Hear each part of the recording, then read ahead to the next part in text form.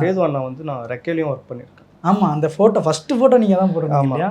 நான் சேது அண்ணா கூட ரெக்கையில் ஒர்க் பண்ணியிருக்கேன். அந்த ரெக்கையில் ஒர்க் பண்ணுறதுக்கு முன்னாடி நான் வந்து அவர் கூட ப்ரெஸ்ஸில் தான் இருந்தேன். நான் ஃபஸ்ட்டு ப்ரெஸ்ஸில் இருந்தேன். ஒரு அண்ணனுடைய படம் பன்னியாரம் பத்மினியும் சம்திங் ஒரு படம் ரிலீஸ் ஆகுது. ஓகே. பிரசாத் லேபில் ப்ரெஸ் மீட்டு. நான் கொஞ்சம் லேட்டாக போகிறேன். லேட்டாக போயிட்டு அண்ணனை இன்டர்வியூ எடுக்கணும் அந்த டைமில். ஸோ நான் போயிட்டு அண்ணன் கிட்டே போயிட்டு இன்டர்வியூ எடுக்கிறேன். அண்ணா இந்த மாதிரி படத்தை பற்றி சொல்லுவேன். எடுத்தோன்னே இந்த கேள்வி தான் கேட்டேன். டேய் வரும்போது எதுவுமே ப்ரிப்பேர் பண்ண மாட்டியா, இப்படியே வந்து கேள்வி கேட்பியாடா அப்படின்னு கேட்டார்.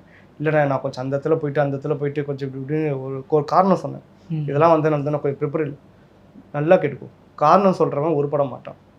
அந்த வார்த்தை எனக்கு இன்னைக்கு எங்கேயாச்சும் ஒரு இடத்துல நான் காரணம் சொன்னால் கூட அந்த வார்த்தை எனக்கு காதில் வந்துக்கிட்டே இருக்கும். Okay okay. போகிற நம்ம வந்து ஏதாச்சும் ஒரு விஷயம், சாரிங்க இந்த விஷயத்துக்காக தான் நான் இதை பண்ணல, நம்ம ஒரு காரணம் சொல்லவே கூடாதுன்றதை நான் அந்த வார்த்தை அவர் போகிற போக்கில் தான் போட்டுட்டு போனார்.